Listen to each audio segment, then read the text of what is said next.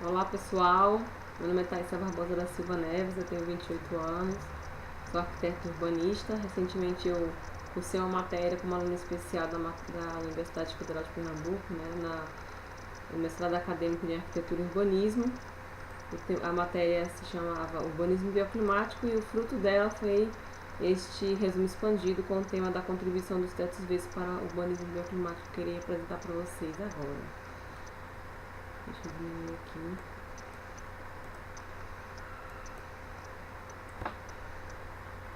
Vamos falar um pouco sobre as mudanças climáticas, que é uma realidade visível a nós, que vem se tornando cada vez mais impactante, digamos assim, do início do século XX para cá. As mudanças climáticas, como vocês estão lendo, são preocupantemente um fato visível a todos, cujas causas para o seu agravamento são as emissões de gases de efeito estufa por automóveis e fábricas, o desmatamento e práticas legais de agropecuária e a queima de combustível fóssil para a geração de energia, como petróleo, carvão e gás mineral.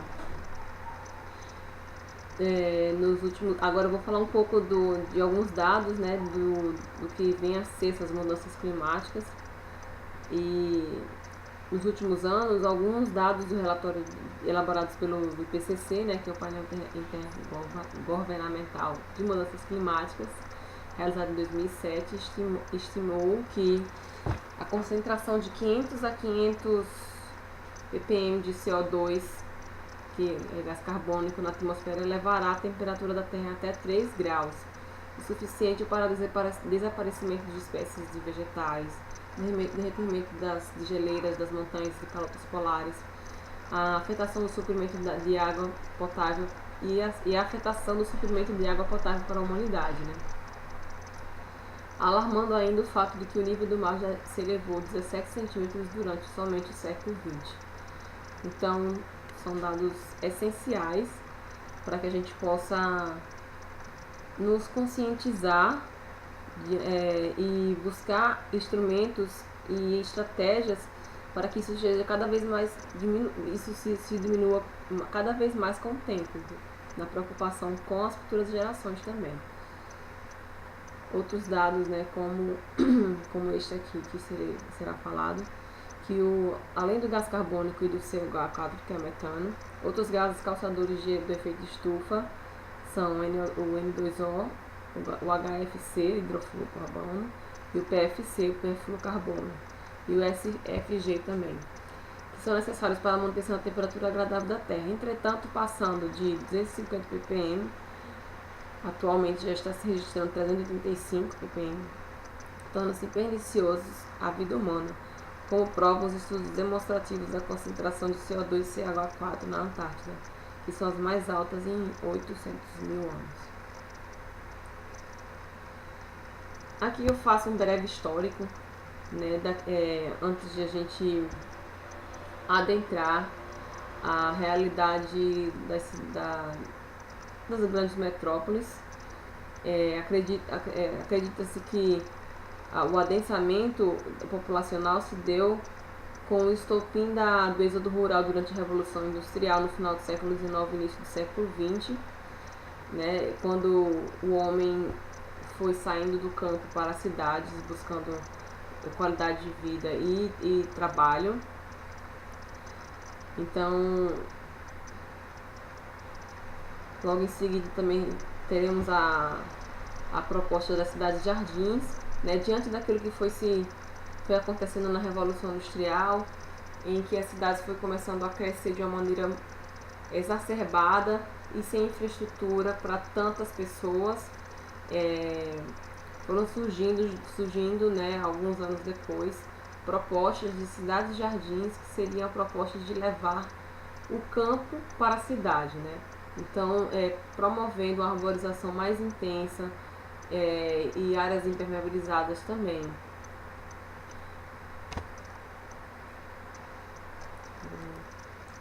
Aqui vocês podem ver que é uma planta esquemática feita pelo urbanista Howard no início do século XX, em que ele setorizava bem área residencial, área comercial, área industrial, mas sempre interligadas pela arborização massiva e sempre de maneira radial, sempre convergindo para algum monumento, algum elemento arbóreo. Sustentabilidade. Pensar globalmente e agir localmente. Então, à medida que fosse passando o tempo e que foram começando a sentir os primeiros, a primeira crise energética que ocorreu na década de 70, foi acontecendo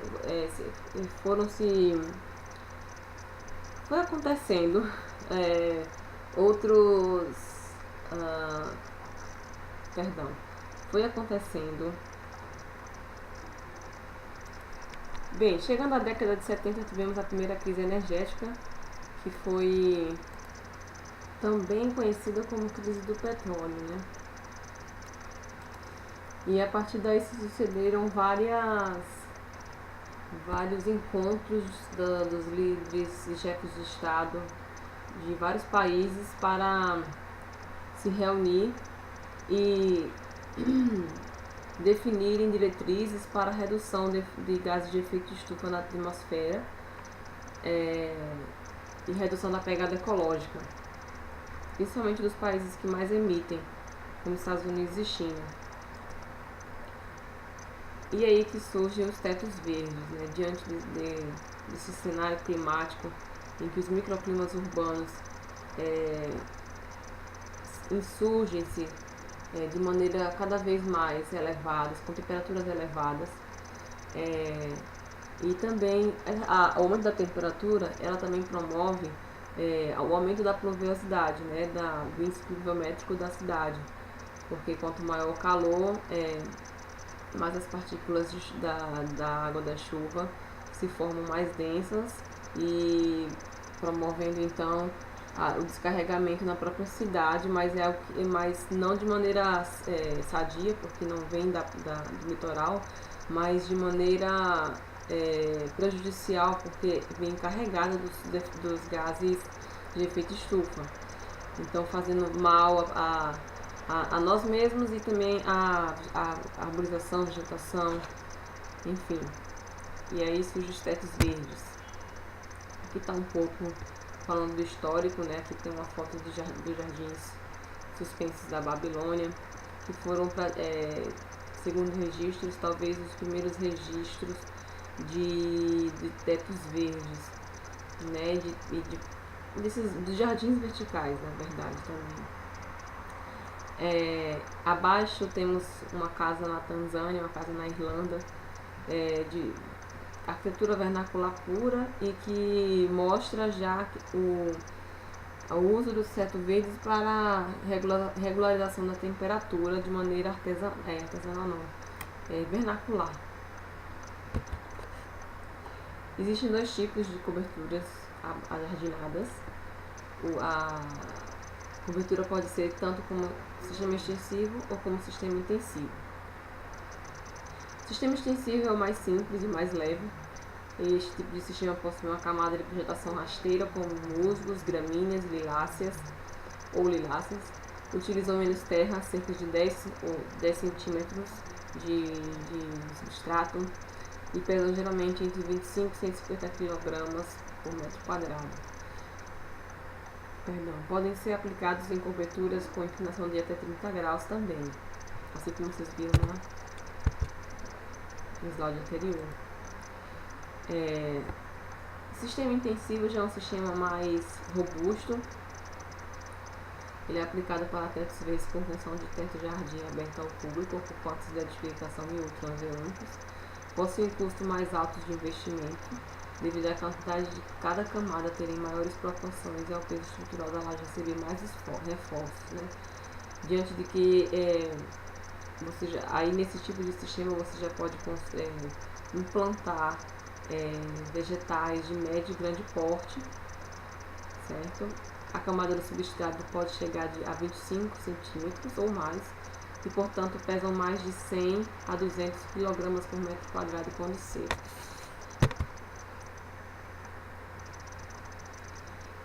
A estrutura do teto verde é basicamente isso aqui. Deixa eu mostrar para vocês essa próxima foto, fica mais interessante. Esses são os extensivos, esses são os sistema extensivo e sistema intensivo. Primeira camada é a vegetação, certo? Substrato, geotêxtil, camada de drenagem, camada protetora, impermeabilização e a laje. Deixa eu vir aqui para o slide anterior. A vegetação, que podem ser de gramíneas a espécies de árvores de médio ou grande porte. Vai depender vai depender também do tipo de vegetação, certo? Porque precisam ser vegetais com expansão de raiz mais contida, certo? Substrato, camada que acomoda as raízes das plantas, podem ser com terra ou não. Geotêxtil, tecido fabricado com tramas que contém a capacidade de drenagem, separação, filtração e controle da erosão. Camada de drenagem, espaço destinado à retenção de água, abastecimento da raiz, podendo ser utilizado para a instalação de reservatórios para a captação de águas pluviais. Camada para proteção contra a umidade proveniente das camadas acima. Impermeabilização, uso de hidrorrepelentes para a proteção da estrutura do telhado. E a estrutura do telhado, que pode ser a laje inclinada. Pode ser laje impermeabilizada no concreto, ou pode ser também telhado inclinado em telha cerâmica também, só que recebe um tratamento diferente. Aqui o esquema, como eu tinha falado. Alguns exemplos aqui de tetos verdes espalhados pelo mundo. Esse aqui é o Millennium Park, em Chicago. Chicago, eles aprovaram recentemente, digo, no final dos anos 90, após uma grande onda de calor que aconteceu na cidade pela falta ou irrisório uso de arborização na cidade. Então, no final dos anos 90, eles estabeleceram a lei dos tetos, uma legislação contemplando a utilização obrigatória de tetos verdes para edificações com mais de 500 metros quadrados. E esse Millennium Park aqui vocês veem é o maior teto verde do mundo e conta com mais de 9 hectares de parque em cima de um grande estacionamento, ou seja, ele é considerado teto verde porque ele no subterrâneo dele, né, há um estacionamento em toda essa região. Aqui é um restaurante em Singapura, que aqui eu deixo um questionamento: McDonald's e tetos verdes e sustentabilidade, na verdade. Aqui em Recife eu coloquei os exemplos que temos realizados hoje. É o edifício sede da Softex, no centro de Recife, e também no centro de Recife esse bar central, que fez de maneira mais artesanal o seu teto verde, que ele tanto trabalha com vasos, como ele trabalha também com gramíneas, com criação de hortaliça, plantação de hortaliça, Esse empresarial Charles Darwin, ele está sendo construído e será o primeiro empresarial a implantar um teto verde, e ele se localiza num dos pontos mais movimentados da cidade. É a Avenida Agamenon Magalhães. As vantagens, as prerrogativas dos tetos verdes, elas são inúmeras perante as desvantagens, então vale a pena explaná-las, que são a redução das áreas impermeabilizadas, consumo das plantas do dióxido de carbono nocivo à atmosfera, liberação de O2 e oxigênio, limpeza do ar, redução da poeira, regulação da temperatura, regulação da umidade, regulação da membrana impermeável, efeito de isolamento térmico e acústico, proteção térmica no verão, proteção contra incêndio, capacidade de retenção de água para o reuso, percepção de aromas e efeitos visual e psicológicos, interação com a paisagem. Desvantagens, o alto custo de desenvolvimento, de investimento inicial, talvez demore um pouco aí para a pessoa ter o feedback do investimento inicial para aplicar os tetos verdes na sua edificação, caso já existente, de edificação já existente. Agora o custo não fica tão alto para edificações que já estão sendo construídas. A manutenção é periódica da vegetação, né? Está sempre indo fazer manutenção do substrato das grenas que filtra a água, da água da chuva. E a mão de obra, e a desvantagem é que ainda a mão de obra especializada ainda é muito pouca no mercado.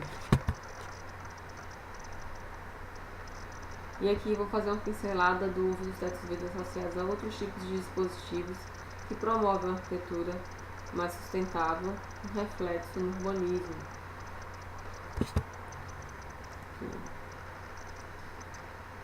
Os tetos verdes, eles aplicados aos jardins verticais, eles são capazes de diminuir de 6 a 8 graus a temperatura interna de uma edificação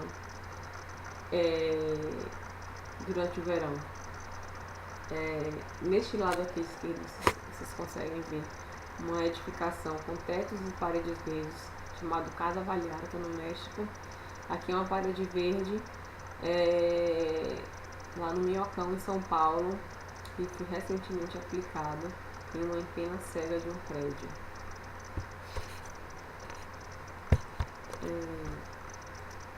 Os tetos verdes podem ser aplicados com placas fotovoltaicas.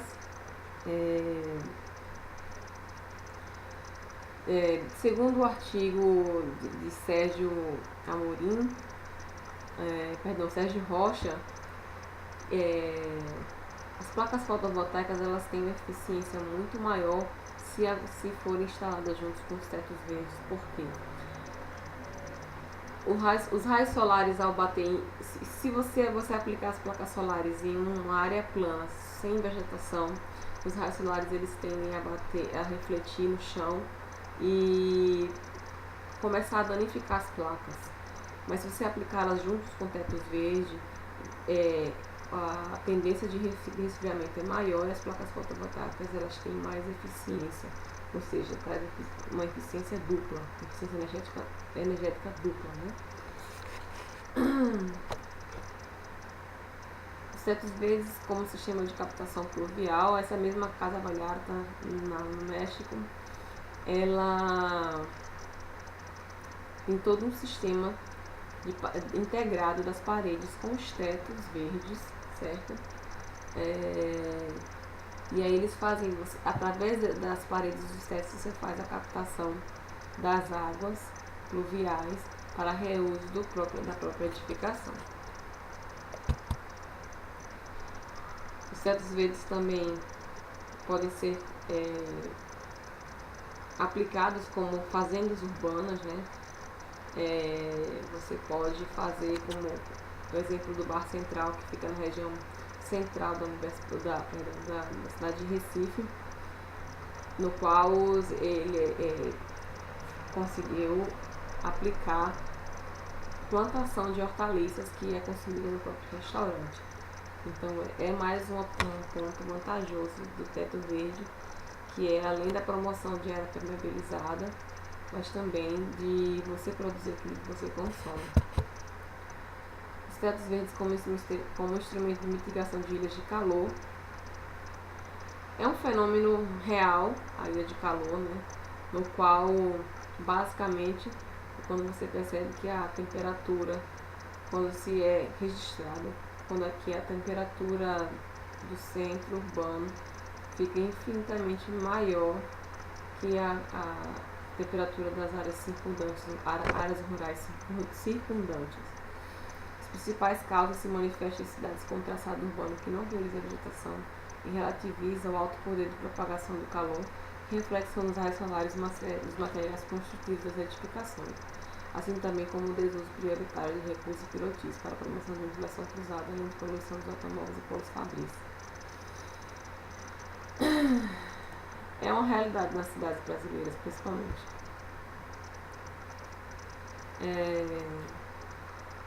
Aqui é um quadro proveniente do livro Ilhas de Canudo, da escritora Lisa Gartland. E aí ela fala os fatores que podem contribuir para a formação de ilhas de calor, né, que é a falta de vegetação, utilização difundida de superfícies impermeáveis, maior difusidade térmica de materiais urbanos, baixa reflectância solar de materiais urbanos, geometria urbana, cozinha no calor. Geometria urbana que diminui a velocidade dos ventos, aumento dos níveis de poluição, aumento da utilização de energia, né? Vamos acelerar. Tendo em vista o crescimento desordenado das cidades sem efetividade na legislação específica e sob forte influência do imperialismo no mercado imobiliário, a escassez dos recursos naturais e a drástica redução da qualidade de vida ambiental da sociedade nas cidades, é nítido que o planejamento urbano seja repensado sob a ótica da sustentabilidade de maneira executiva. Observando-se que hoje a ideia do conforto verde começa a ganhar cada vez mais lugar no mercado, os tetos verdes surgem como um forte instrumento para a criação de uma política de descarbonização da matriz energética do planeta, a fim de contribuir para a diminuição da temperatura dos microclimas urbanos, bem como de um meio ambiente mais limpo e biodiverso. As vantagens são inúmeras, como foram citadas, e incomparáveis às mínimas desvantagens, concluindo-se ser um dispositivo flexível ao padrão construtivo atual e essencial para a contribuição do humanismo bioclimático. O desenvolvimento sustentável necessita surgir da utopia positiva para a realidade, como muitos países hoje o fazem, já estão colhendo hoje os frutos do pensar globalmente e agir localmente. O desafio, portanto, de arquitetos e urbanistas e governantes é a materialização de uma nova cultura ecológica, desde a conscientização ambiental das pessoas até a reorganização e requalificação de bairros e ou cidades. Aqui é uma frase do secretário-geral da Conferência Rio+20, né? O desenvolvimento sustentável não é uma opção, é o único caminho que permite a toda a humanidade compartilhar uma vida decente neste único planeta. E aqui finalizo minha apresentação, espero que vocês tenham gostado.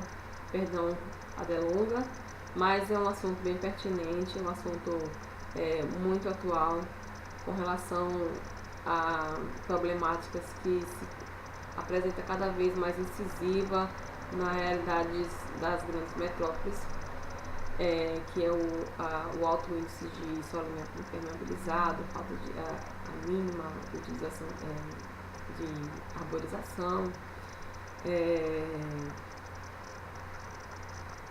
enfim, daquilo que já foi citado, né? Eu acredito que seja uma boa pesquisa a ser mais adiantada também. Obrigada pela atenção de vocês, bom congresso.